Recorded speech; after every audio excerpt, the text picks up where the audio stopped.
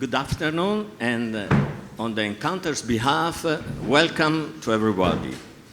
I'm Archbishop Gabriele Caccia, permanent observer of the Holy See to the United Nations, and I will moderate this event. Before starting, I would like to thank the Bethlehem University Foundation for helping organizing this event. The title. What kind of title for an archbishop and a friar to be? Hell? Why they look for this title? Of course, the theme is Here Begins a New Life. It's a quotation from Dante, but Dante started his journey from hell, purgatory, to paradise. So I hope that we'll reach the final stage. But the real reason of this title is because it's a quotation. I read the quotation from Italo Calvino, an Italian writer. He said this: "The hell of the living is not something that will be. If there is one, it is the one that is already here. And there are two ways to escape suffering it. The first is easy for many. Accept hell and become such a part of it that you can no longer see it. The second is risky and demands constant vigilance and apprehension. Seek and learn to recognize who and what in the midst of hell are not hell. Then make them endure and give them space." So, in the midst of hell, not hell. And the subtitle is Stories of Life and Hope in the Holy Land. I will introduce now the first speaker is Father Ramzi Sidawi, born in Jerusalem. How lucky you are. He joined the Order of Friars Minor, the Franciscans, and was ordained priest in 2002.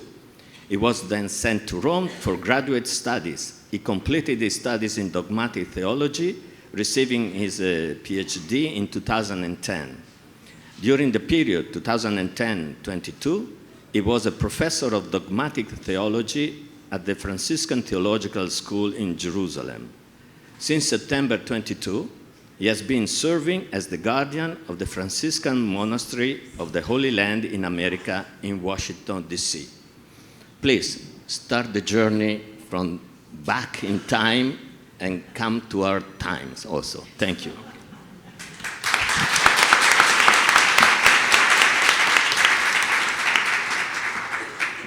Thank you, Archbishop, Your Excellency, and thank you, everyone, for being here and for willing really to hear what we have to share with you about the Holy Land. The Holy Land is a place where everybody looks at. Everybody is attracted by the places of Jesus, by the places that are holy because of the presence of God and the mystery of our salvation. And it's not only in our times. In our times, we are thinking always about the Holy Land, and for sure, since October 7, 23, we are too much concentrated about what is happening on there and about the war. Maybe that's why the organizers thought about this theme of hell, but it's not hell. Because if we see, or if we only stop at the images that we are having from the Holy Land, yes, we will be thinking about something very dramatic like hell. But this is not all the story. We have to tell the stories and the beautiful stories and how we can approach the situations in a totally different way and to obtain even more than what we can obtain by war. So our story as Franciscans goes back to St. Francis himself. It was the period of the 13th century, and if we recall that it was the period of the Crusaders. The Crusaders started and arrived to the Holy Land at the end of the 11th century, exactly in the year 1099. And they started to establish their kingdom, their power there by war. but it did not last a lot. They already lost Jerusalem in the year 1170. That is before the arrival of St. Francis himself. So let's step to St. Francis and the love that he had for Jesus and his mother Mary. He loved so much Jesus and the Virgin Mary that he wanted to share everything with Jesus, to live his life. That's why he lived all the gospel really and truly, even on the exact words. So he wanted even to see the land of Jesus, to touch, to feel the land of Jesus, to smell the same flowers like Jesus did, to breathe the same air that Jesus breathed and his mother Mary. So he wanted even to go and preach the gospel to those who are not Christians. So where better to go rather than the Holy Land?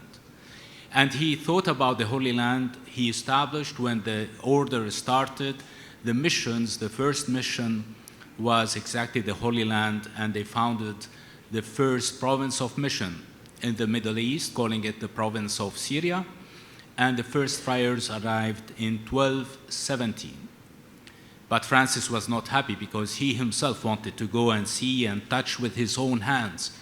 So he went in the year 1219. So he set up and he went to the Holy Land. He couldn't, of course, go to Jerusalem freely because it was with the Muslims. It was not anymore with the Crusaders. So he had to go and ask permission.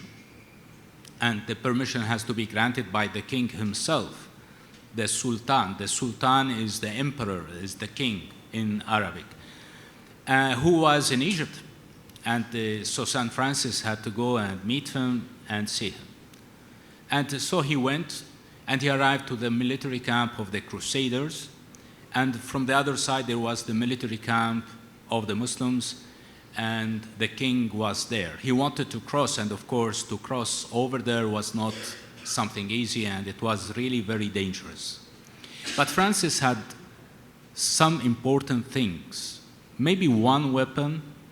He didn't go with any kind of weapons to kill, but he had the faith and the love for Jesus and for the human beings. Francis had already passed a lot in his life, and he was feeling every single creature as a brother and as a sister. So he was not afraid, and he crossed from one military camp to the other. Of course, at the beginning, he was not received very easily, but after a few days, they understood that this man has no arms, no weapons, and he's really here in the name of peace, and for the peace and for something different. He met the king, and a friendship was born, a friendship between this poor man, Francis of Assisi, and the king who was governing all the Middle East. Friendship based on respect, on trust, on faithfulness, on really wishing the other all the good and the peace. So Francis, after this friendship, he stayed a while with the king, and afterwards he got the permission for himself and his friars to stay in the holy places.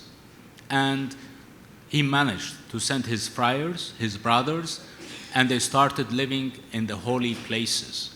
Even when the Crusaders were totally defeated at the end of the 13th century, 1290, the friars maybe left for a while, but they never left the Middle East. They remained in Cyprus, and from Cyprus went back to the Jerusalem, and they resettled, and up till now, they have managed to be there.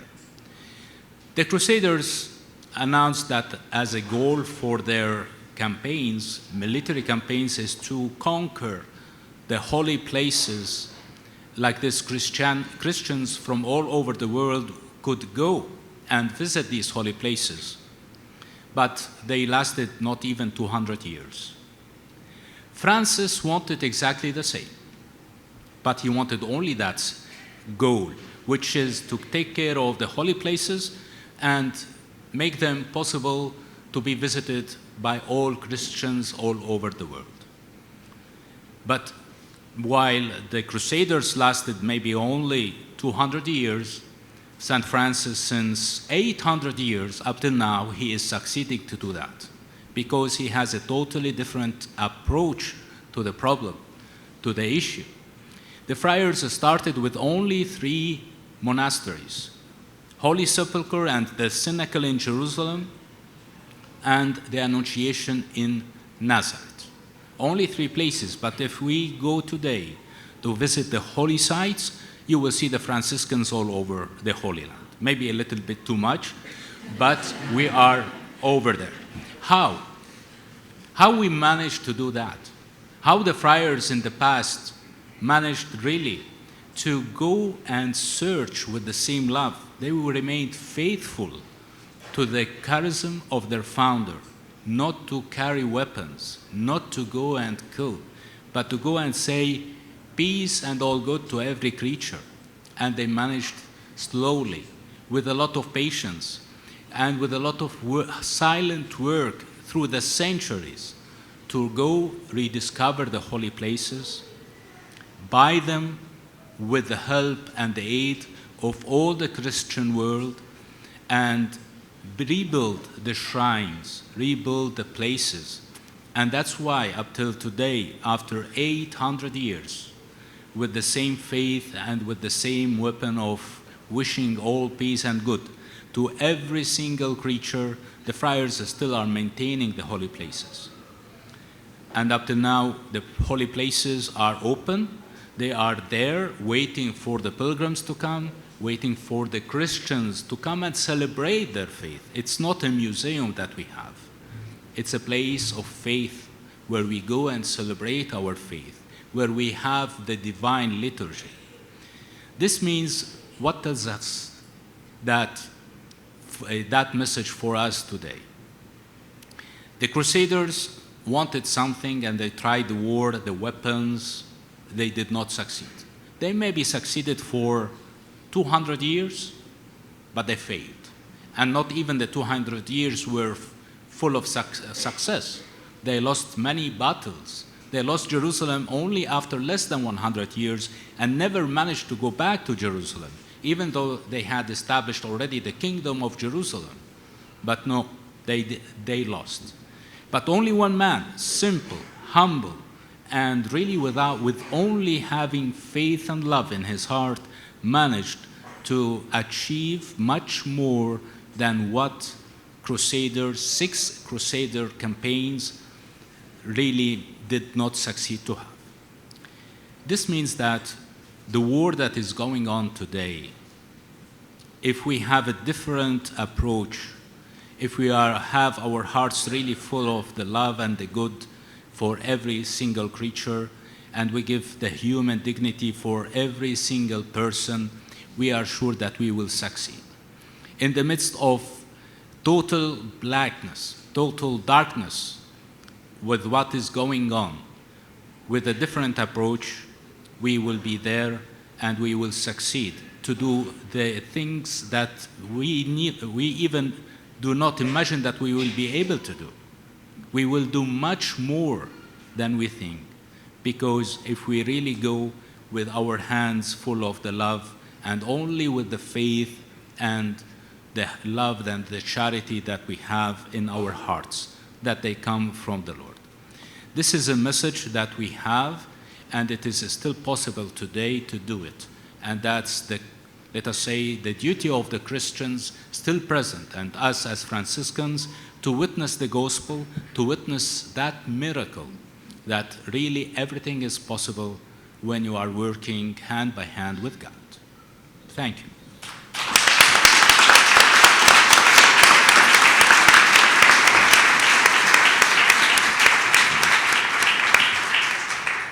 Thank you, Father Ramzi, because you are already bringing us out a little bit of this hell and these images that we have only in our eyes, in our heart. And now we move to another beautiful place. Here was Jerusalem, was born in Jerusalem. Now we go to Bethlehem. Everything started also there. And to continue the journey, we have with us Wafa Farid Musleh. She is the manager of the Mother's Residence Department at the Caritas Baby Hospital in Bethlehem. She has 25 years of professional experience in social work, administration, and communication. She holds a master's degree in community social work from Bethlehem University, where she graduated with honors in 2017. She is also the founder and president of the Livingstone Association, a Bethlehem organization settled to protect and enhance the rights of the Christian minorities in Palestine. Please. Thank you, Bishop.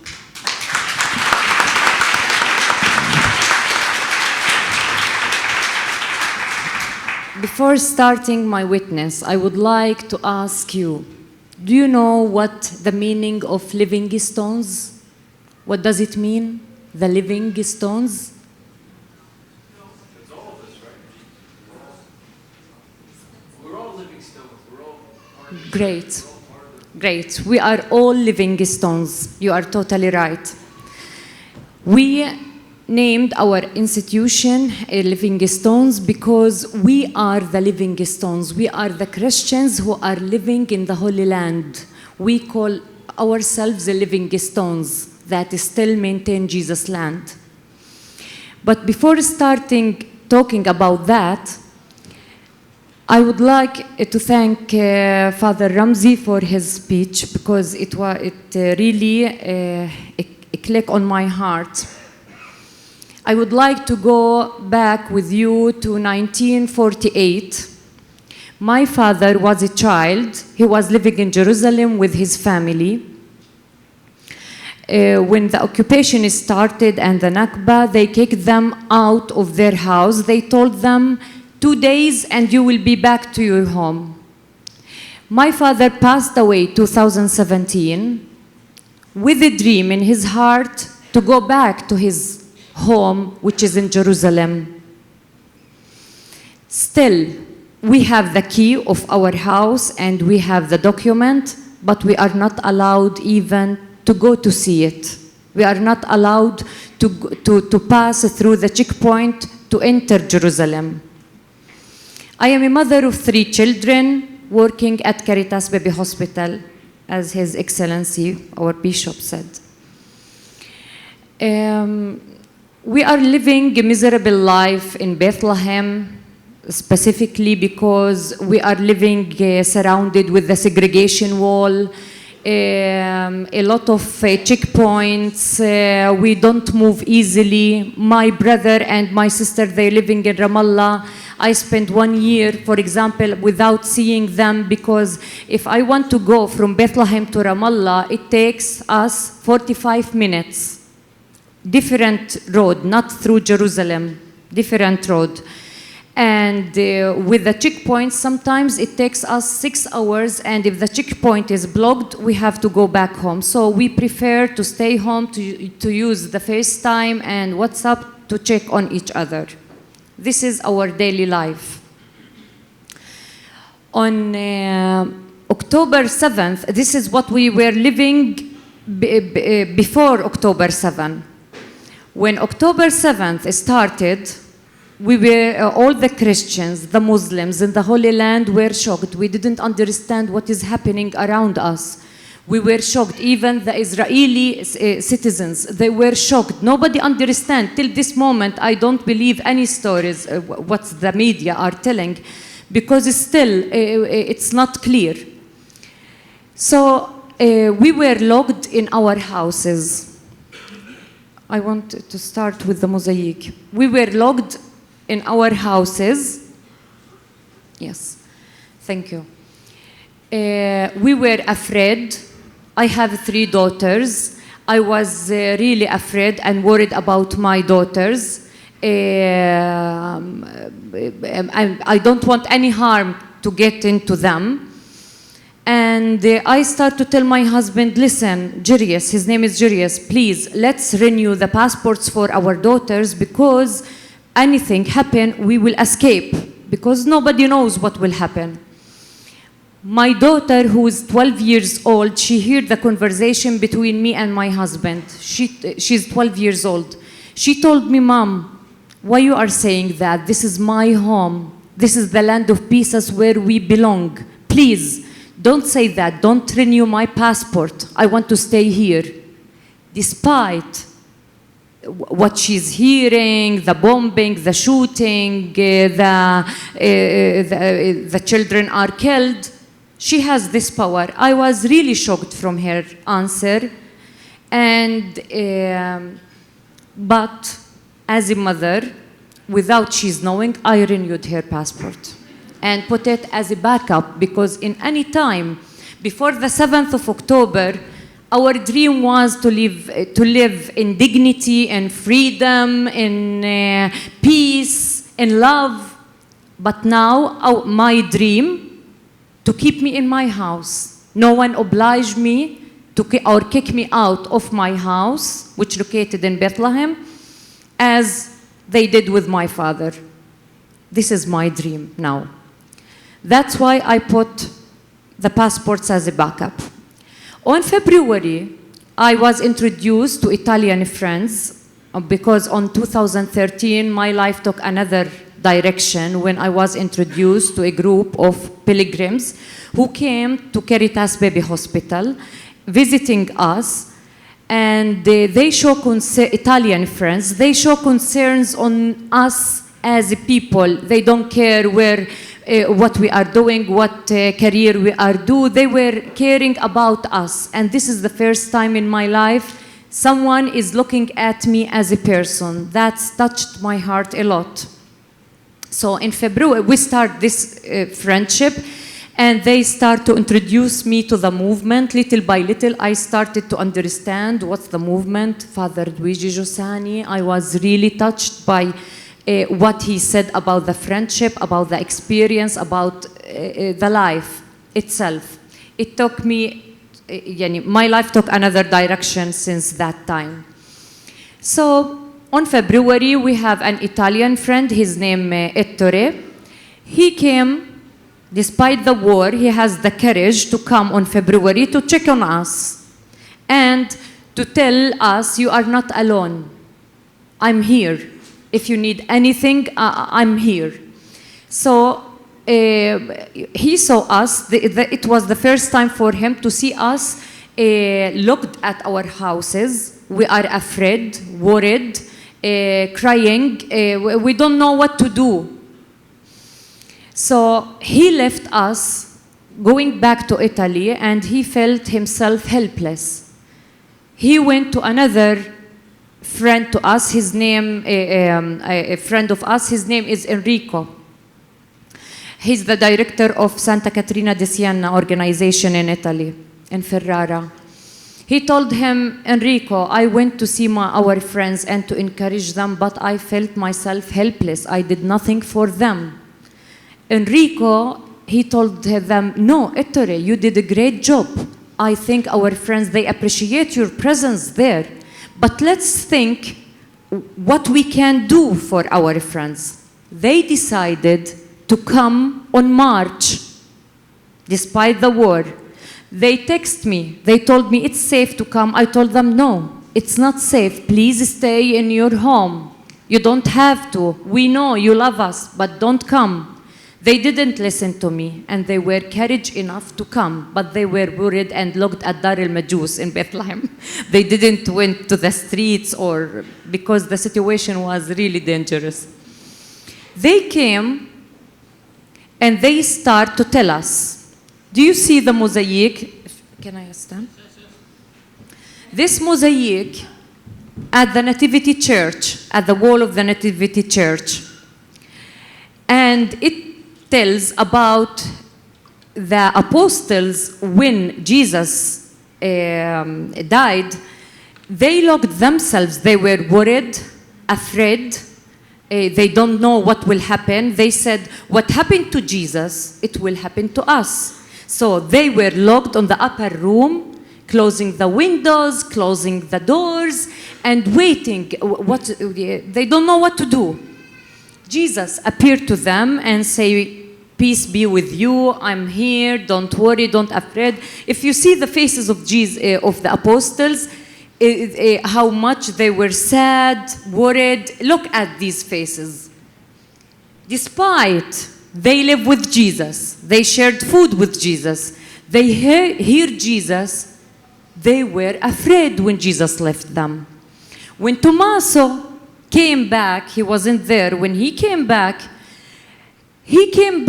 his brothers, the apostles, told him, Jesus was here, Tommaso, Jesus was here. He said, I will never believe until I see within my eyes and touch the wound. Jesus, because he is Jesus, he didn't look at Tommaso or blaming him. You were living with me, you eat with me, you should trust what they said to you. I am here, I told you I will be rising after 3 days. He didn't do this. He knows still we are a human being. It's normal to have such a feeling. So when he appeared to Tommaso, he told him, Tommaso, come, here I am. Oh, no, Jesus, I believe you. So Jesus catch his hand, if you see, his wrist, and he attract him, come and touch the wound. I am Jesus. If you look at Tommaso's face, it's red. He was embarrassed in front of Jesus how he has suspicious. And if you look at what is written up, Pax Vobis, it means peace be with you. Ettore and Enrico explain this mosaic in front of us. My husband, my daughters, my friends from Bethlehem, even I took my mother, all of us, we were listening to this story and we were open mouth. Please, next. Our friends, they came with this painting. They asked an artist, a famous artist, his name is Franco Vignazia, from Italy. They asked him, Franco, you came to Bethlehem, you met our friends. We want you to make the same theme of the mosaic, but with the faces of the friends that you met. We were locked in our houses. Before our friends came, we were like this man, with tears, hiding ourselves. We missed the chance to see that Jesus was standing, open the door with the light.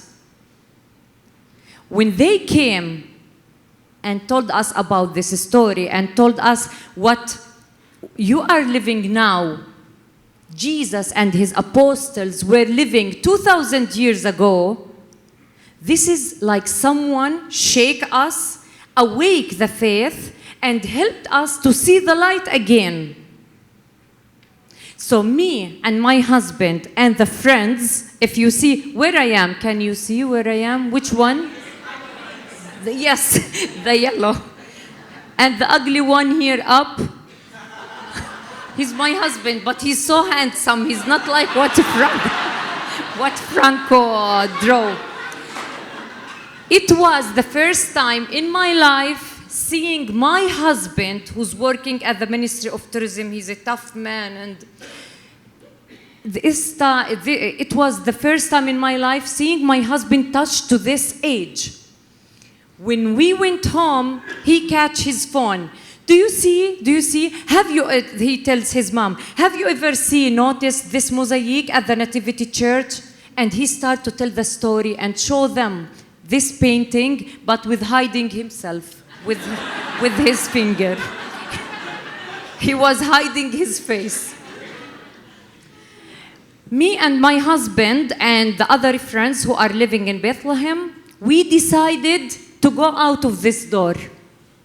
Because as we were shaken by our friends awaken the faith and the darkness inside our heart and helped us to see the light, we decided through a project with Emilia-Romagna, Santa Caterina de Siena, Pro Terra Santa, to go out and to start visiting children in scouts, at schools, teenagers, students at Bethlehem University, elderly houses. Next. My husband, I told you he was touched and he's handsome. He's my husband. He is the leader of the Orthodox Scouts. He's the leader there. Because it was Easter time, they prepared a Byzantine choir. And 400 or 500 people were attending live stream on this show. He said, I want to start the performance with the story of our friends shared. You can't imagine the people there, how much they were shaken, and they start to cry. They were thirsty for someone to remind them what's happened 2,000 years ago is happened exactly now. So we don't have to be afraid. As Jesus saved his apostles, he will save us. Then I would like to share with you just another two examples. Next, please. I went to the Scouts. The same day I did.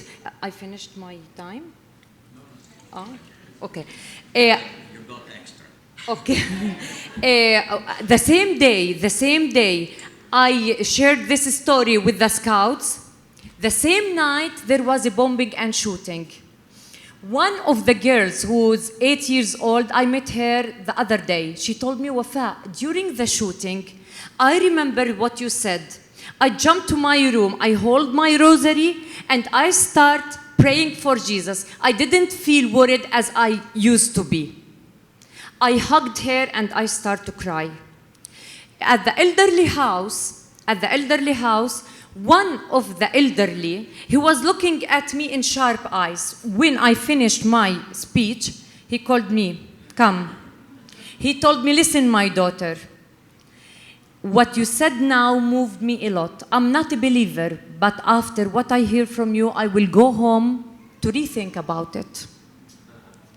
So, we didn't stop there. We create our institution because every project has an end. We didn't stop there.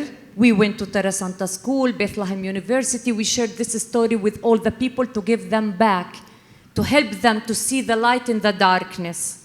That's why we established a new institution. We called it the Living Stones of the Holy Land, that talks about our lives as Christians, that we will continue maintaining Jesus' land. But I have one request. That people there, they need your presence. As Father Ramzi said, we are waiting you as pilgrims to come and to visit the Holy Land and to invest in the Holy Land. Because the Christians were the majority, now we are less than 1% because everyone is immigrating. Today I am here with my sister who left me in the Holy Land and immigrates with her family. It was a shocking a period for me while they left. They start their job, they found a better future for their children. And we have some olive wood. If you would like to see our products, you are welcome to visit us in our table. Thank you so much.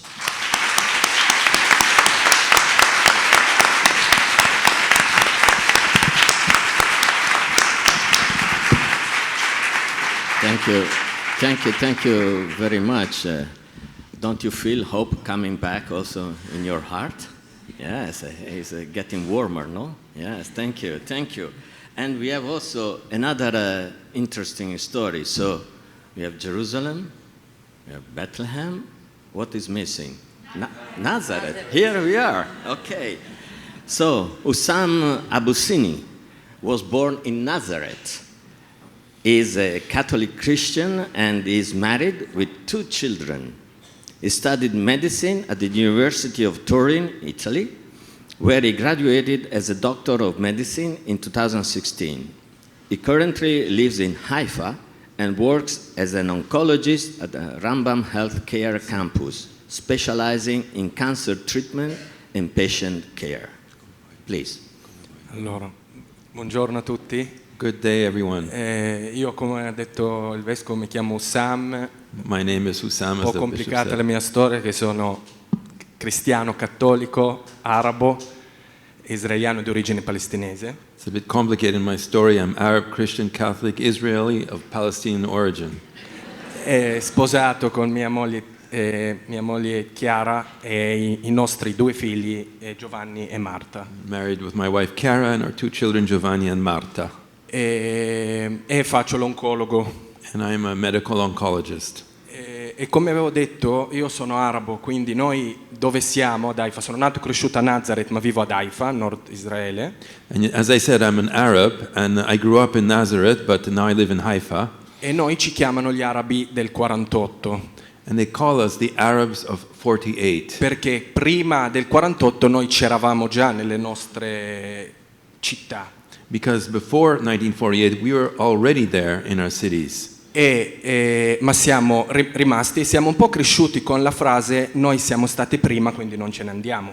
And we sort of grew up with the phrase, we were there before, and so we're not leaving. Ma man mano ho capito che la nostra presenza lì, come vado a raccontare, per una cosa molto più grande, e questa frase potrebbe essere gettata via alla prima tempesta, soprattutto per come me, con la moglie italiana, posso scappare a vivere in un altro paese.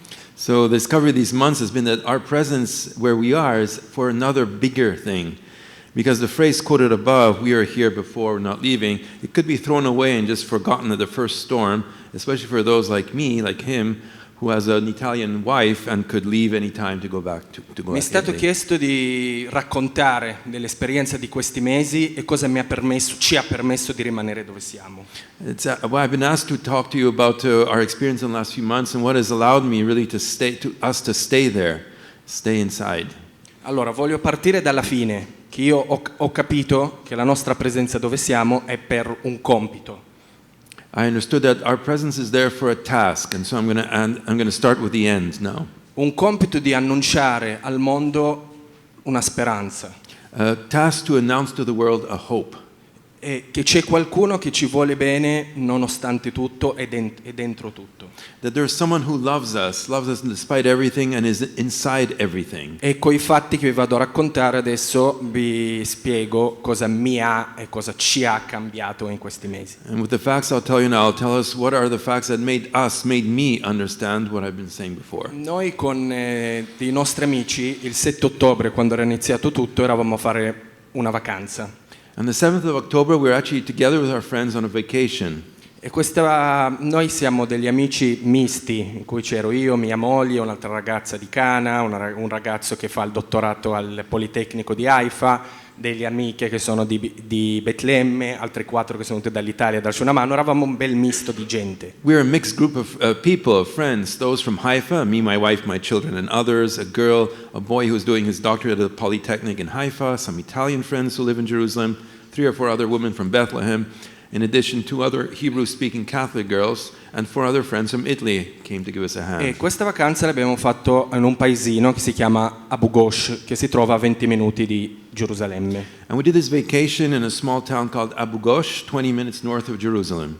E questa vacanza l'abbiamo pensato dal 6 all'8 ottobre del 2023, col senno di poi non so se l'abbiamo fatto.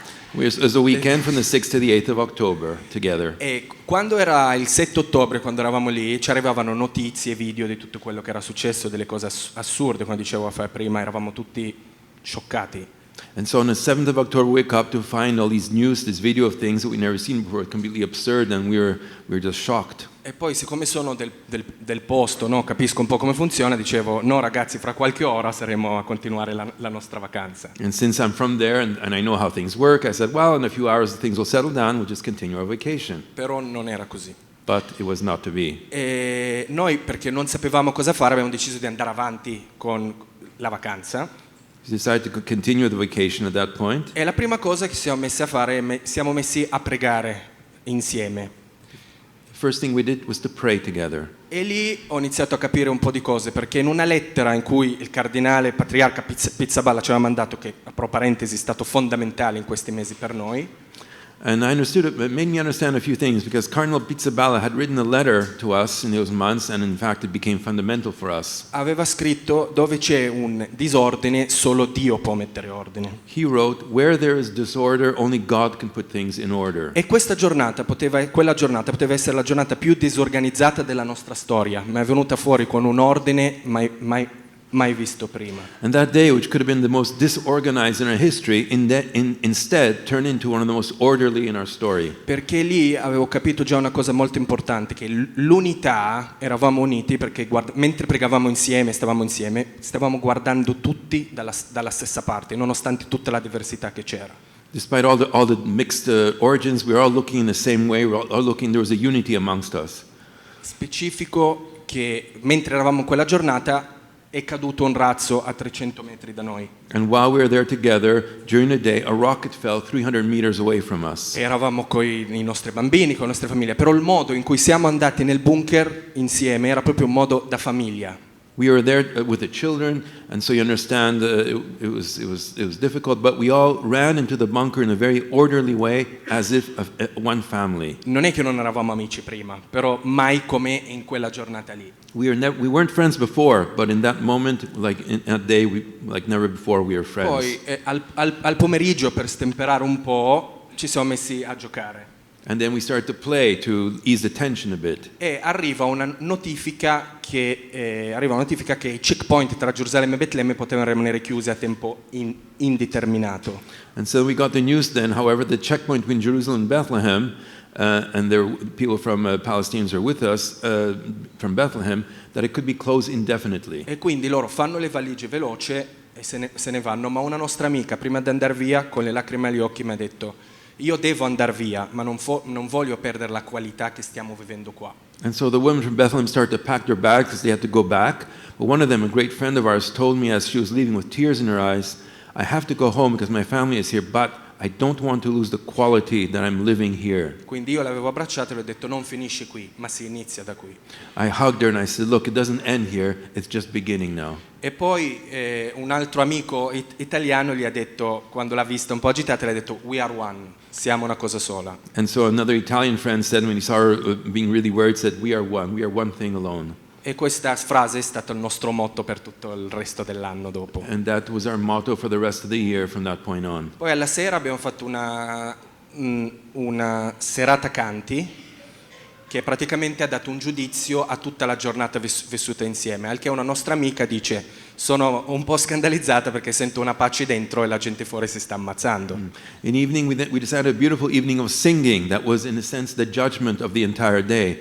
And one of the girls who was with us told me, I feel a bit scandalized because I'm at peace while outside people are killing each other. Finisce la vacanza, ognuno torna a casa sua e noi al nord, ad Haifa, vivevamo con il timore di un attacco da parte del Libano. So then vacation ends, everyone goes home, and we, being in Haifa, we are worried about an attack from the north, from Lebanon. E quindi quando ho sentito la sirena per la prima volta ad Haifa, da padre di famiglia, ho avuto paura. So the first time I heard the sirens, the air raid siren in Haifa, as father of the family, I was afraid.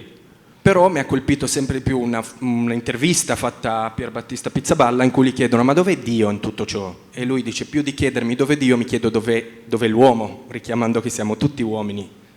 And so I was struck then, I remembered an interview with Cardinal Pizzaballa in which they asked him, where's God in all this? And he replied, more than asking myself, where's God, I ask myself, where's man? Remembering that we are all men. E poi ha dichiarato a 10 giorni dall'inizio della guerra una giornata di digiuno e di preghiera. A me ha colpito tanto che in mezzo al caos c'era un uomo che richiamava la pace in mezzo a due popoli che non chiamavano la pace, no?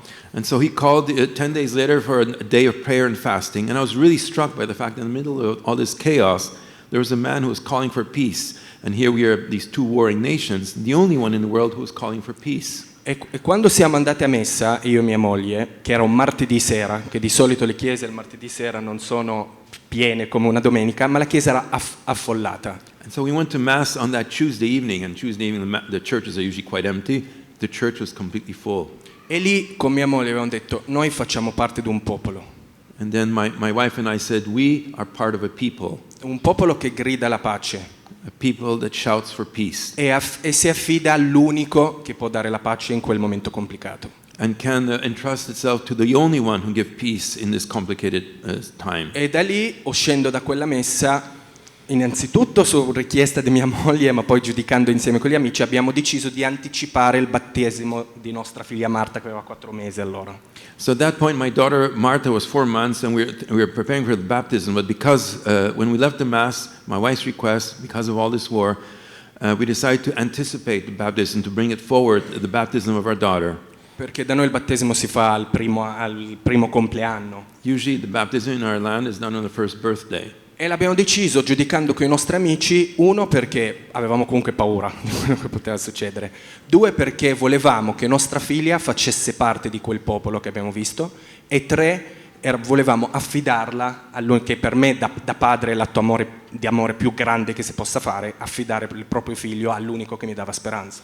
Yeah, so the reason we wanted to do this is to entrust her to first of all, we wanted our daughter to know that we are part of a people. 2, we really wanted to entrust her to the only one who gave us hope at this moment. E il rito del battesimo è stato bellissimo perché l'abbiamo fatto in una cappella piccola dei cattolici di lingua ebraica, perché il parroco italiano, siamo stati amici, e il rito è stato veramente una festa, è stato fatto in 3 lingue diverse, arabo, ebraico e italiano. Io dico sempre ai miei amici, comunque trovatemi un posto dove si incontrano queste 3 cose, se non nella chiesa. The baptism rite was really beautiful because we did in a small parish of Hebrew-speaking Catholics, whose parish priest is Italian, a friend of ours, and the rite was done in 3 different languages, Hebrew, Arabic, and Italian. And I always say to my friends, find me a place where you can do these 3 rites together, these 3 languages together in a church. It was so beautiful. E poi c'è una cosa che volevo specificare, che nella lettera che Pizzaballa aveva mandato per invitare la gente al digiuno alla preghiera, aveva scritto: Cristo ha vinto il mondo amandolo. E questo ci deve dare il coraggio di andare a dire chi siamo. E se penso alla mia vita, veramente Cristo mi ha vinto amandomi. E mi chiede sempre di ricambiare quell'amore lì. And so I remember, I wanted to also point out that Pizzaballa also sent a letter to the diocese in which he said, Christ has conquered the world by loving it. And this must give us the courage to go and say who we are. I immediately thought about my life saying, Christ truly won me by loving me and asking me only to reciprocate this love. E quest'amore io lo ricevo di continuo e mi accompagna anche nel lavoro che faccio. And this love, I receive it continuously, and it also accompanies me in the work that I do. Perché, come dicevo prima, io sono arabo che lavoro in un ospedale misto, dove sono messo in mezzo a 2 popoli. Un popolo mi dice, comunque ti ho dato il lavoro, ti ho dato tutto, non mi può andare contro, e dall'altra parte sono i nostri parenti che dico, o stai con noi o stai con loro. And as I said, I'm an oncologist, and I work in a mixed hospital where there are Jews, Arabs, Christians, Muslims. Since I'm an Arab, Christian, and Palestinian origin, I'm sort of in a bit of a tight spot between the 2 peoples. On one side, the Jews tell us, we've offered you the job, the life, the place. On the other side, the relatives who are saying, are you with us or are you with them? Però chi mi ha conosciuto bene, chi si è stabilito un rapporto, riesce a capire il dramma che uno vive. But those who manage to enter into a relationship with me and understand who we really are, they manage to understand the drama we are living. Per dire, c'è una segretaria ebrea che lavora con me che mi aveva raccontato che dopo il 7 ottobre sua sorella vive in Belgio e gli hanno detto: se non lasci il quartiere ti ammazziamo. So for example, as the Jewish secretary says to me, look, doctor, my Jewish sister's in Belgium, and after the 7th of October they told her, if you don't leave the neighborhood, we will kill you. E lei poi mi chiede, ma perché ci odiano così tanto al mondo, a noi ebrei, no? And she asked me, doctor, why do they hate us Jews so much throughout the world? Attenzione, questa domanda è fatta da un ebrea a un arabo che sulla carta deve essere il suo nemico. So think of it, this is a Jew is asking an Arab who should be her enemy. E poi un'altra segretaria, la mia segretaria che è musulmana, mi chiede una volta: ma tu come mai riesci a parlare con tutti, no? Senza dar fastidio? Poi bisogna fare attenzione perché altrimenti... So another secretary who was Muslim says to me, how can you manage to talk to everyone without being a nuisance and say what you think, although you have to sort of really be careful? Io gli ho detto, guarda, a me la vita è cambiata quando ho incontrato un po' di amici all'università che fanno parte di un movimento che mi ha cambiato la vita. Il fondatore di quel movimento lì diceva sempre: tu puoi amare il diverso se sei amato tu. E io questo amore qua lo ricevo di continuo. And I answer her, look, because I learned by meeting friends at the university who are part of a movement that changed my life. And the founder of our movement always told us, you can love someone different if you are love. and I receive that love continuously. E lei mi risponde di getto dicendo: ma tu l'hai capita sta cosa leggendo i libri del fondatore o cosa? Che l'ha capita leggendo i So libri? she asked me, but did you understand this by reading the books of the founder or Io le ho what? detto no, non solo, ma stando con i miei amici. E lei mi chiede subito: ma esistono degli amici così? E lì ho capito ancora che il mondo ha sete della nostra amicizia, della diversità che noi portiamo. And so I said to her, no, not only that, but by being with my friends. And she asked me, do friends like that really exist?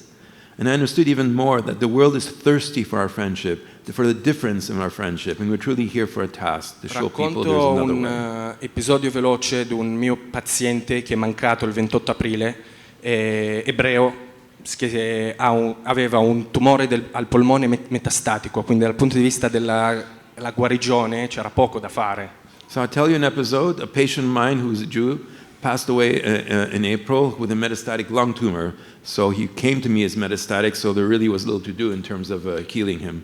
E ero molto affezionato a lui, no? Ho fatto di tutto per lui: la chemioterapia, radioterapia, trattamento biologico, intervento alla colonna vertebrale quando aveva spinal cord compression, tutto, ma tutto andava male. I did everything with him. I really became fond of him. So we did chemotherapy, radiotherapy, immunotherapy, spinal surgery when he had problems with his spine, but things were just getting worse.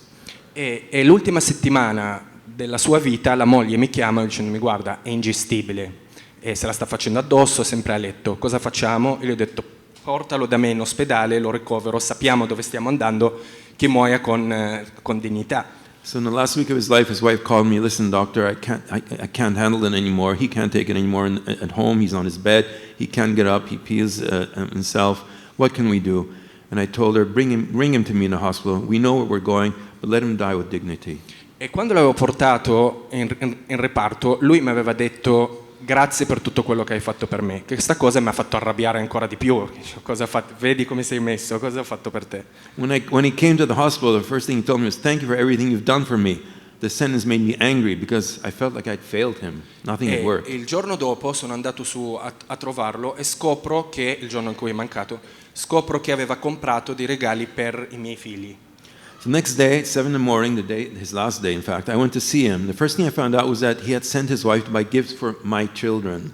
E io sono andato da lui e gli ho chiesto: ma perché l'hai fatto? Ma tu sai dove stai andando? Perché l'hai fatto? E lui mi fa: so dove sto andando benissimo, ma grazie a te ho guardato la malattia in un'altra maniera. I went in his room and I said, you know where you're going, right? Why did you do it? And he said, I know where I'm going, but thanks to you, I looked at what I have in a different way. E lì avevo capito ancora che noi siamo lì per un grande compito, per annunciare al mondo quello che vi dicevo prima. And I understood once again that we're here for a big task, to announce to the world what I was saying before. Infatti quando sono uscito c'era un infermiere fuori che da quando ci siamo conosciuti da 5 anni che mi dice: c'è la moglie italiana, il posto più bello al mondo, ma scappa, cosa fai qui?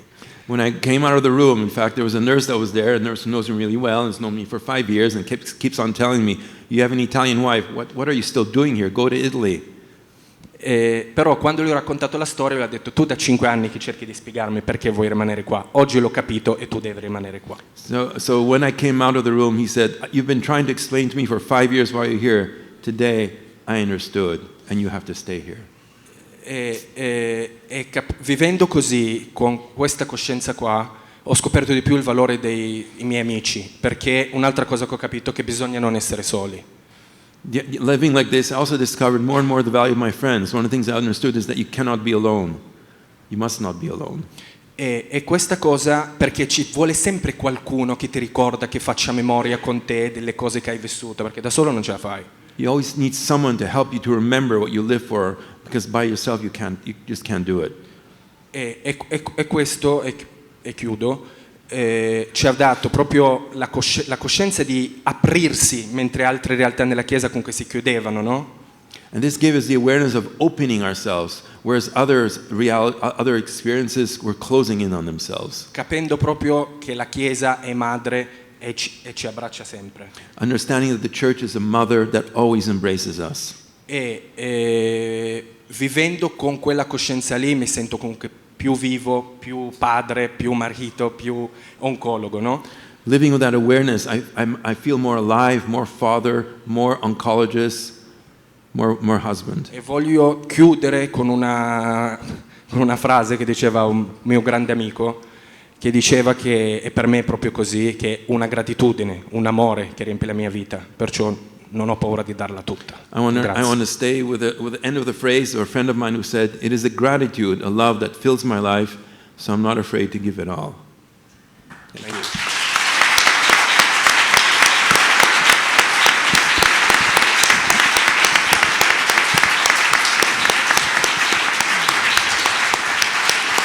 Thank you. Thank you very much. Yes, you deserve this big applause, but he was quoting Cardinal Pizzaballa, and Cardinal Pizzaballa is here not in presence, but through a message that he wanted to send to us, and I think that listening to his message now will make a sense of all the history we have just heard here. So please listen carefully to this beautiful message of Cardinal Pizzaballa from Jerusalem. Dear participants of the New York Encounter, may the Lord give you peace. War is inevitably catastrophic. The ensuing humanitarian crisis, often followed by starvation and epidemics, with almost overwhelming destruction and loss, inevitably cause immense human suffering, which simply break the human heart. When we speak about hell, we speak about total separation from God. And grave as war is, it can never and will never divide us from God. St. Paul himself cries out with the same struggle, pain. Who shall separate us from the love of Christ? Shall tribulation or distress, or persecution or famine, or nakedness or peril or sword? Yet in all these things, we are more than conquerors through him who loved us. For I am persuaded that neither death nor life, nor angels, nor principalities, nor powers, nor things present, nor things to come, nor height, nor depth, nor any other created thing shall be able to separate us from the love of God, which is in Christ Jesus our Lord.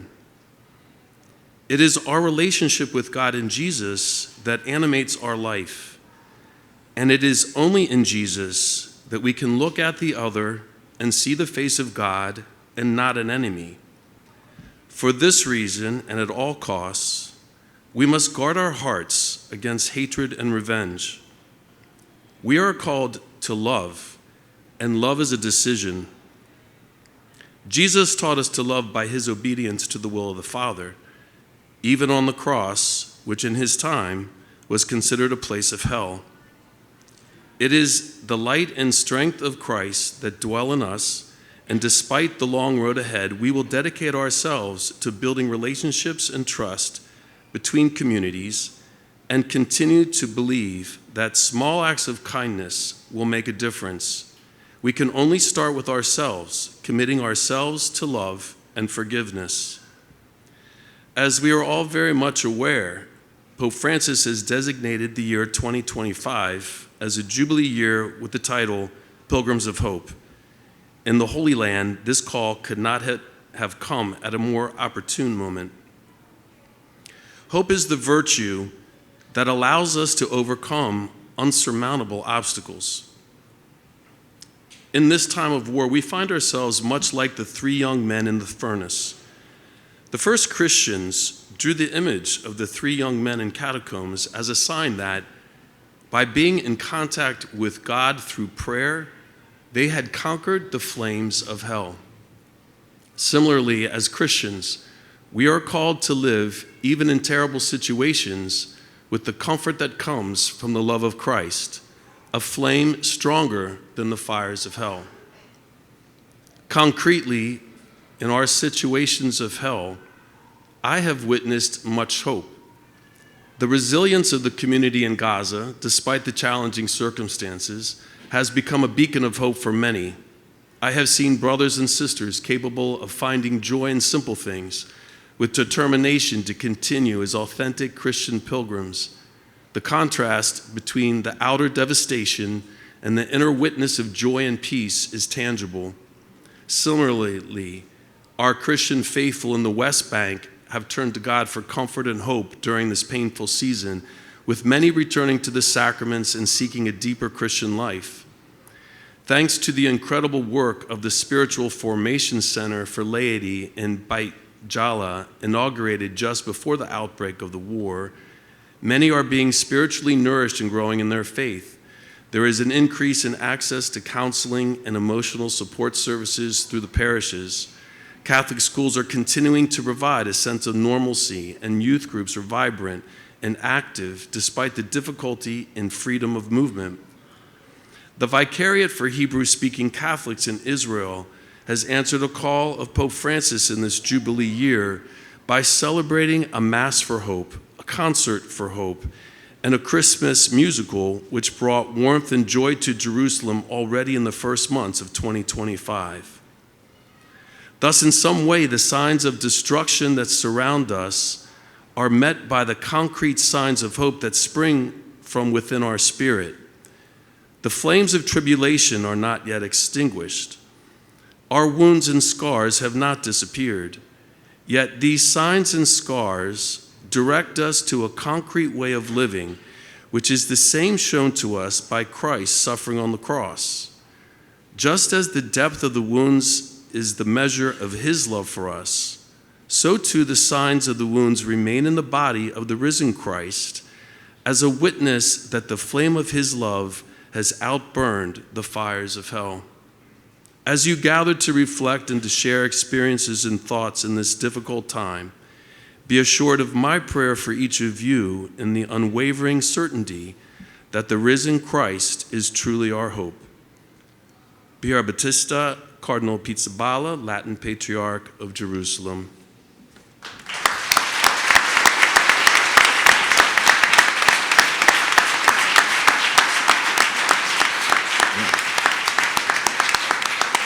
Maybe you understand now better the title, In the Midst of Hell, Not Hell. Please join me in thanking our speaker.